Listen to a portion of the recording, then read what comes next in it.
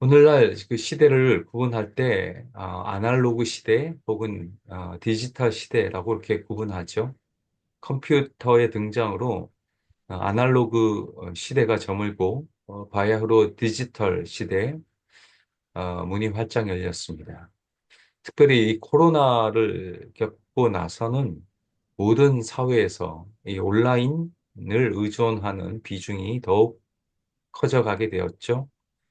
많은 모임이 비대면으로 이루어지고 모든 상거래도 온라인으로 거래되고 심지어는 돈도 가상화폐가 이렇게 등장하게 되었습니다. 이제는 인터넷 없으면 살 수 없는 시대가 되었고 우리 태어나는 자녀들은 인터넷은 그들에게 지극히 당연한 것으로 여겨집니다. 무엇보다도 인공지능 AI의 등장으로 말미암아 이 디지털 세상은 새로운 혁명의 시대의 문을 열었다고 그렇게 말합니다. AI 때문에 많은 직종이 사라질 것이라고 예견하고 이런 첨단 디지털 시대, AI 인공지능 시대 속에서 과연 우리가 신앙을 가지고 예수를 믿고 한다는 것이 어떤 의미가 있을까요? 마치 세상 사람들은 세상에 이 시대에 뒤떨어진 오래된 유물처럼 그렇게 생각하고 있지는 않는지, 어, 디지털 이런 시대 속에 교회의 역할은 과연 어떻게 해야 될지, 에, 우리가 지금으로부터 약 4천 년 전에 발생한 이 바벨탑 사건 속에서 특별히 교회가 이 미디어 홍수 시대 속에 인공지능 시대 속에서 어떤 역할을 감당할 수 있을지를 함께 살펴보기를 원합니다. 첫 번째는 진짜 하나됨을 보여줄 수 있는 공동체로 자리매김해야 됩니다. 여러분 1절 말씀을 보시면 온 땅의 언어가 하나요 말이 하나였더라. 이 세상의 언어가 하나였고 의사소통하는데 전혀 문제가 없던 시대가 있었습니다. 얼마나 부러운지 저도 호주 살고 있지만 언어가 하나였으면 좋겠다. 영어가 아니라 한국어로 하나였으면 얼마나 좋을까 하는 생각도 해봅니다. 그런데 보세요. 어, 온 땅의 언어가 하나고 말이 하나였더라. 이게 오늘날 인터넷 세상입니다. 오늘날 새로운 언어. 모든 사람이 문제없이 소통할 수 있는 그것이 바로 인터넷 세상 아니겠습니까? 역사상 오늘날처럼 이렇게 다른 민족과 나라가 가까워진 적이 어디 있습니까? 인터넷의 등장으로 온 세상이 모든 뉴스를 다 접할 수 있습니다. 옛날에는 편지로 서로 소식을 전했지만 이제는 뭐 이메일 한 통이면 몇 초 만에 소식을 전합니다. 옛날에는 해외 전화라면 모든 식구들이 난리가 났었습니다. 그런데 지금은 아무리 멀리 떨어져 있어도 비용 지불 없이 전 세계 어디에든지 누구에게나 전화 가능합니다. 또한 음성 번역 앱을 통해서 통역하는 것이 문제가 없게 되어 서로 의사소통하는데 별 지장이 없게 되었습니다. 이렇게 보면 정말 인터넷을 통해 세계가 더욱 결속력이 강화되었고 세계를 더 가깝게 만들어 주었습니다. 그래서 글로벌 시대라는 말이 등장하고 진짜 이 시대는 온 땅의 언어가 하나요? 말이 하나인 이 글로벌 단일 공동체 시대가 된 것입니다. 그래서 이 글로벌 단일 공동체를 표방하는 대표 주자가 여러분 잘 아시는 페이스북 뭐 같은 SNS입니다. 지금 뭐 메타로 이름을 바꿨지만 이 페이스북 창시자 마크 저커버그인데 그가 한때 페이스북이 인기를 잃어가고 있을 때 뉴욕 포스트 2017년 6월자에 페이스북의 새로운 비전을 제시했습니다. 비전 선언문 중에 우리 크리스찬에게 충격적으로 들어야 할 내용이 있어 여러분들에게 소개합니다. 영어로 소개합니다. Facebook is the new church. 그러니까 페이스북의 새로운 비전이 뭐였는가? 새로운 교회를 만들겠다는 것입니다. 저커버가 왜 새로운 교회를 만들겠다고 얘기했을까요? 좀 자세히 살펴봅니다. 페이스북은 한때 종교가 감당했던 커뮤니티 공동체 역할을 대신 감당할 것이다. 페이스북은 교회와 다른 조직들의 쇠퇴로 인해 남겨진 사람들의 삶의 공백을 메울 수 있을 것이다. 여러분, 우리 예수 믿는 자들에게는 좀 충격적이어야 합니다. 페이스북이 아, 조직의 쇠퇴로 인하여서 남겨진 사람들의 삶의 공백을 메우는 교회가 되겠다라고 표방하고 나선 것입니다. 여러분, 삶의 공백을 교회가 메꿔야 하지 않겠습니까? 교회가 이 기능을 다시 한번 회복해야 할 숙제를 가지게 된 겁니다. 페이스북이나 인스타그램, 트위터, 사람들의 결속력 있게 만들어주고, 하나 되게 만들어주고, 공동체의 기능을 제대로 살려줄까요? 저는 아니라고 봅니다. 온라인 상에서는 서로 알지 못하는 사람들끼리 대화를 통해 하나됨을 만들어줄 수 있지만, 실제 현실에서 사람들끼리 하나됨을 만들어주던가요? 아닙니다. 예를 들어, 제가 어떤 분이랑 이야기하는데 자꾸 저랑 대화를 하지 않고 핸드폰을 들고 계속 이리저리 용물을 봅니다. 저랑 대화를 하는데 대화에 집중하지 못합니다. 그러면 상대방이 얼마나 기분이 나쁜지 아십니까? 여러분들도 이런 상황을 아마 경험하시고 또 그 당사자가 되기도 했던 것을 잘 압니다.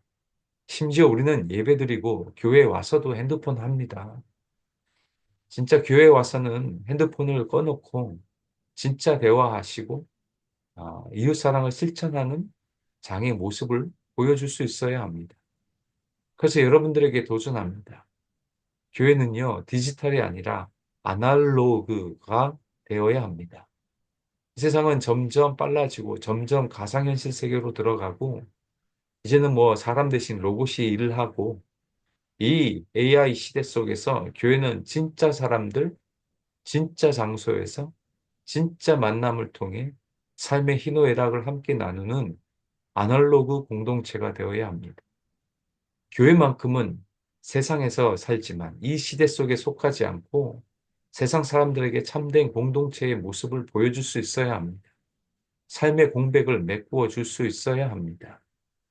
우리가 매주마다 예배 시작할 때 사도행전으로 신앙 고백합니다. 거기에 뭐라고 되어 있죠? 나는 성령을 믿으며 거룩한 공교회와 성도의 교제와. 여러분, 성도의 교제입니다. 교제는 존재를 나누는 것입니다. 단지 정보를 나누는 곳이 아닙니다. 그곳은 SNS에 서로서로 존재에 대해 공감해주고 힘들지만 어렵지만 또 다투지만 그래도 서로 위로해주고 사랑해주고 그 성도의 교제가 이루어지는 장소가 교회여야 합니다. 성도는 싫다고 그냥 unfollow 할 수 없습니다. 싫어도 함께 고민하고 함께 기도해주고 서로 용서하고 사랑하는 공동체가 되어야 합니다. 왜 교회에서 형제 자매라고 부를까요? 이 세상에서 그 어떤 공동체에서 소속된 자들을 향해 형제요 자매라고 부르는 공동체는 이 세상에 없습니다. 교회가 유일합니다. 그래서 교회는 소망이 있는지도 모릅니다. 예수님께서 체포되시기 전 밤에 오늘날 저와 여러분, 오늘날 교회 성도들을 향해 기도한 내용이 있습니다. 예수님의 마지막 기도입니다.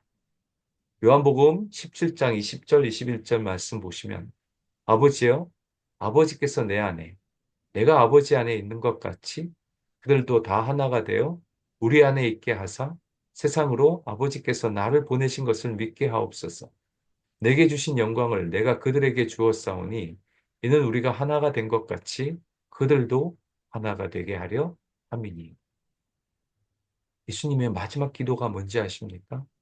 우리를 향해서 너희들도 우리가 하나가 된 것처럼 하나가 되기를 간절히 바랬습니다. 교회가 여러분 많은 일을 합니다. 그러나 그 많은 일들보다 가장 중요한 일이 뭐냐? 하나됨을 이루는 것입니다. 하나가 될 때 교회, 세상이 교회에서 하나님을 보게 된다고 말씀하고 있지 않습니까?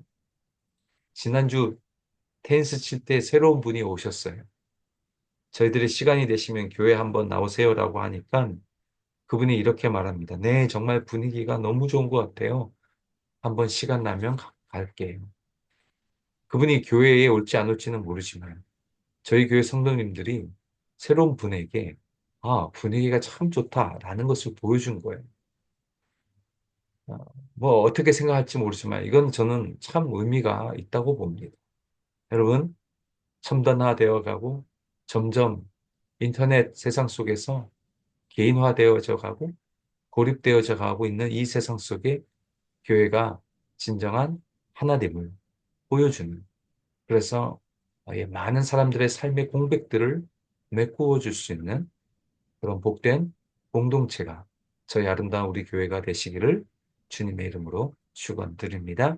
두 번째, 이 디지털 시대 속에서 교회는 하나님을 온전히 의존하는 공동체가 되어야 합니다. 하나의 언어로 소통하던 사람들이 동방으로 옮기다가 신할 평지를 만나서 거기서 일을 꾸밉니다.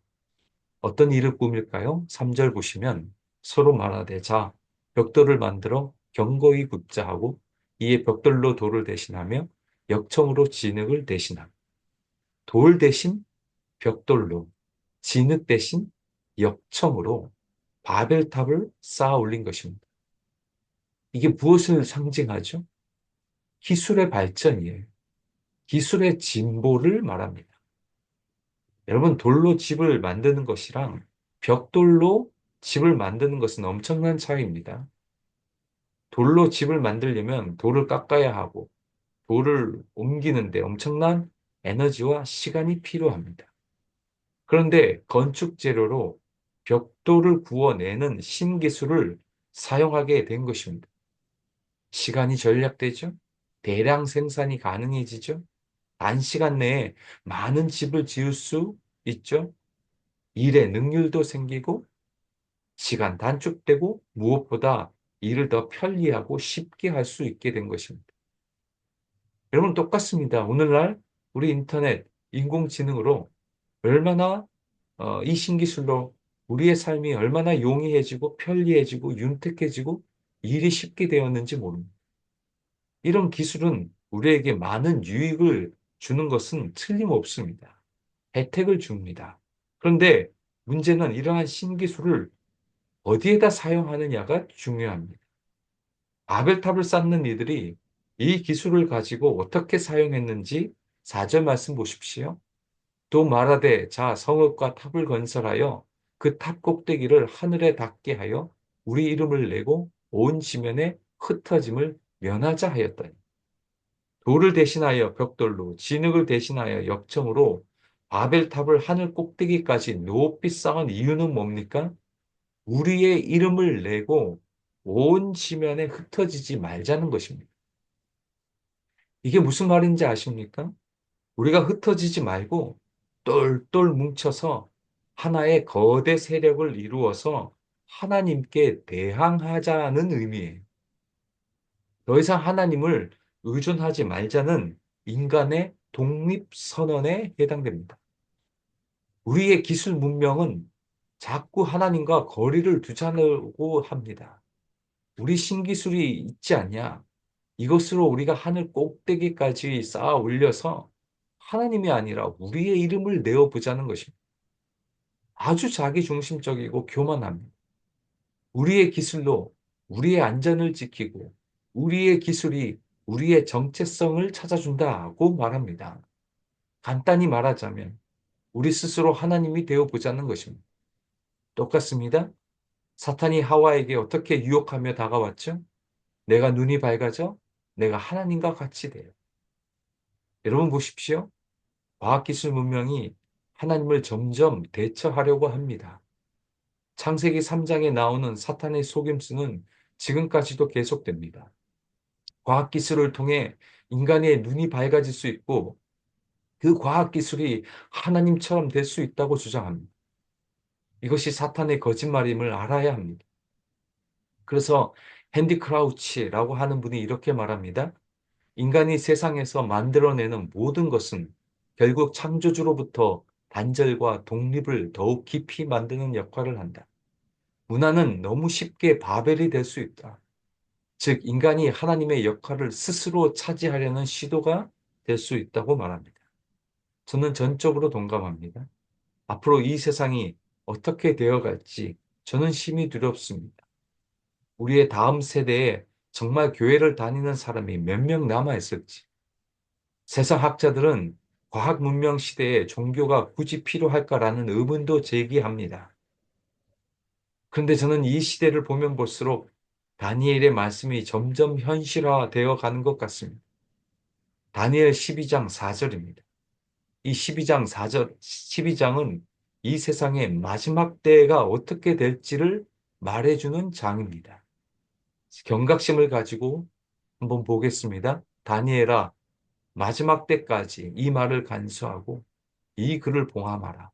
많은 사람이 빨리 왕래하며 지식이 더하리라. 사람이 빨리 왕래하고 지식이 더하리라.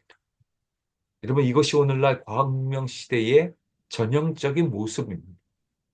얼마나 신속하고 빨라집니까?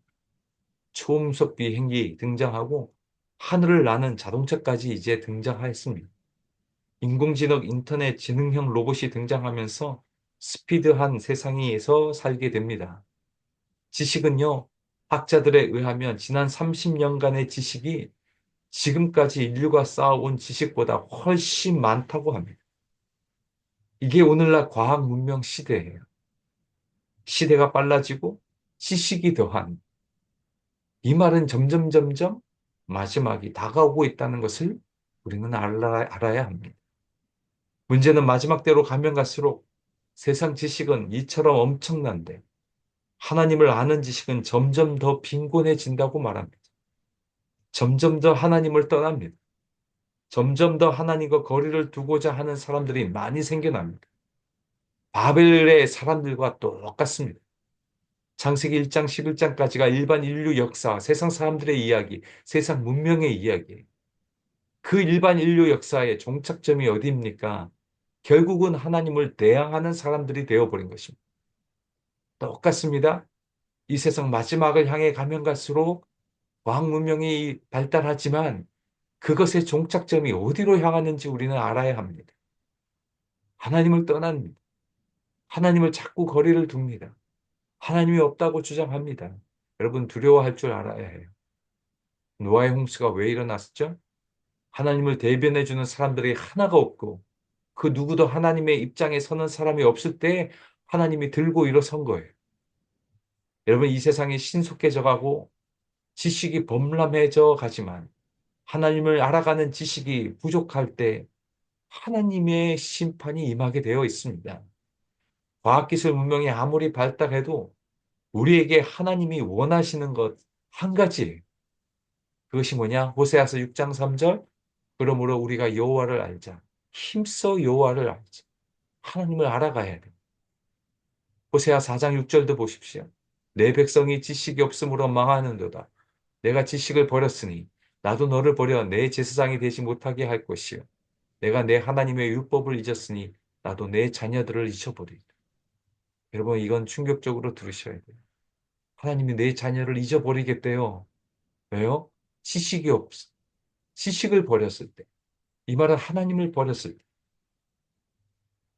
여러분 세상 지식이 넘쳐나는 이 시대에 진짜 중요한 지식, 하나님을 아는 지식이 없어 망하는 일이 없기를 바랍니다. 힘써 여호와를 알아가십시오. 여호와 하나님을 철저하게 의존하셔야 돼요. 이 세상에 가면 갈수록 이 세상 지식과 과학에 의존하는 것이 아니라 하나님을 더욱더 의존하셔야 됩니다. 하나님을 더욱더 알아가십시오. 사탄의 속임수, 너가 하나님이 될 수 있다? 과학이 하나님이 될 수 있다? 아닙니다. 여러분, 최후 승리를 얻기까지 주님 십자가 붙들고 하나님만 의존하며 살아가시는 그것을 보여내 줄 수 있는 아름다운 우리 교회, 우리 모든 성도님들 공동체가 되시기를 축원드립니다. 마지막 세 번째, 디지털 시대 속에서 교회가 할 수 있는 역할은 관계를 이어주는 공동체가 되어야 합니다. 바벨에 모인 사람들이 하나님을 대항하고자 거대 세력을 이루니 하나님이 어떻게 합니까? 6절에서 8절 말씀 보십시오. 여호와께서 이르시되 이 무리가 한 족속이요 언어도 하나이므로 이같이 시작하였으니 그 이후로는 그 하고자 하는 일을 막을 수 없으리로다. 자, 우리가 내려가서 거기서 그들의 언어를 혼잡하게 하여 그들이 서로 알아듣지 못하게 하자 하시고 여호와께서 거기서 그들을 온 지면으로 흩으셨으므로 그들이 그 도시를 건설하기를 그쳤더라. 하나님이 무엇을 하셨습니까? 두 가지입니다. 언어를 혼잡게 해서 서로 알아듣지 못하도록 한 것과 하나님께 반항하는 이들을 온 지면으로 흩어버린 것입니다. 서로 언어를 다르게 하니 서로 알아듣지 못하고 대화할 수 없으니 자연스럽게 뿔뿔이 흩어진 겁니다. 이것은 결국 관계의 단절을 말합니다. 그 당시 한 언어로 소통했는데 갑자기 대화가 안 된다고 생각해 보십시오. 언어의 단절은 관계의 단절을 말합니다. 여러분, 저는 오늘 이것 보면서 오늘날 디지털 세상이 정확한 특징을 잘 보여준다고 생각합니다. 그 특징이 뭘까요? 결국 관계의 단절을 가져옵니다. 더 고립되어져 갑니다. 더 개인화되어져 갑니다. 대표적인 것이 우리의 가정의 모습 아닙니까? 다들 핸드폰 손을 들고 각자의 방에서 열심히 핸드폰 보고 웃고 울고 일 처리합니다. 그래서 오죽했으면 호주에서는 유일하게 16세 미만 청소년 대상으로 SNS 전면 금지 법안을 통과시키지 않았습니까? 부모가 동의해도 못합니다. 위반하는 업체는 400억 벌금이 부여됩니다. 제가 한 편의 영상을 준비했습니다. 아, 페이스북에 대한 초창기 때 그 광고인데요. 아주 많은 것들을 우리에게 시사해 줍니다. 페이스북의 장점을 살리기 위해 광고한 영상이지만 관계의 단절을 보여주는 대표적인 광고입니다. 한번 보시겠습니다.